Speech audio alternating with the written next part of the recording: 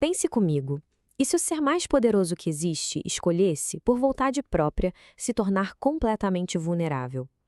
Hoje, a gente vai mergulhar fundo nas últimas horas de Jesus Cristo para tentar entender um dos maiores paradoxos da fé: a agonia do Deus-homem. O nosso caminho vai ser o seguinte: a gente começa com o quebra-cabeça teológico no centro de tudo, depois passa pela agonia no jardim, dá uma olhada na anatomia brutal da cruz, entende o contexto cósmico por trás disso e, finalmente, tenta entender o significado de todo esse sacrifício. Vamos lá! Olha, para a gente conseguir entender a cruz, primeiro, a gente precisa dar um passo para trás, entender a identidade de quem estava nela. E no coração da teologia cristã está um paradoxo: a natureza dupla de Jesus. Ele era, ao mesmo tempo, totalmente Deus e totalmente homem. Essa ideia é a chave para tudo que vem depois. E aí que entra a grande questão, né? Uma pergunta que ficou ecoando por séculos e séculos. Como é que o infinito pode caber no finito? Como o Criador do tempo pode viver dentro do tempo? É uma tensão que parece impossível de resolver, mas que define completamente o personagem principal dessa história. Aqui, a gente vê o contraste bem claro. De um lado, a divindade, com conhecimento infinito, poder infinito, e do outro, a humanidade, com conhecimento limitado, poder limitado, e, o ponto crucial, a capacidade de sentir dor, de sentir tristeza e até mesmo aquela angústia da incerteza. Ok, agora vamos sair um pouco da teologia abstrata e entrar em cena, no lugar onde esse paradoxo se torna visceral, se torna real. O jardim do Getsemane, o palco de uma luta interna simplesmente devastadora. Nesse momento, a gente não vê um Deus de pedra, impassível. O que a gente vê é um homem com a alma esmagada pela tristeza. Ele não enfrenta o destino com uma calma divina, não. Ele faz um pedido desesperado por companhia humana. É a divindade sentindo na pele o que é ser vulnerável, da forma mais crua possível.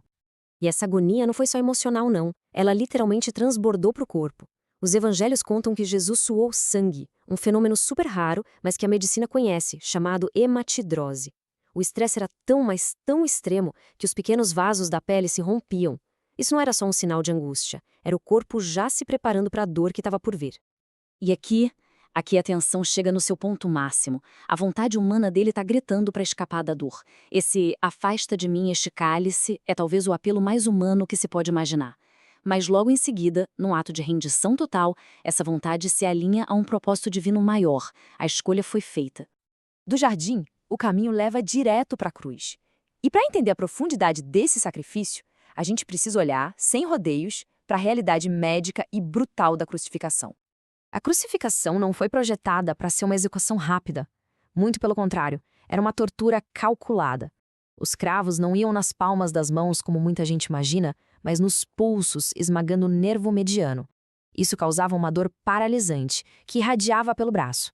Mas o verdadeiro tormento, o mais cruel, era respirar.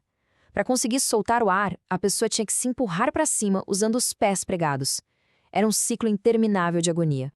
Então, no fim, a morte não vinha de um golpe final, mas do cansaço absoluto. Era uma batalha perdida contra o próprio corpo, uma respiração dolorosa de cada vez, até que os músculos simplesmente falhavam, e a asfixia trazia o fim.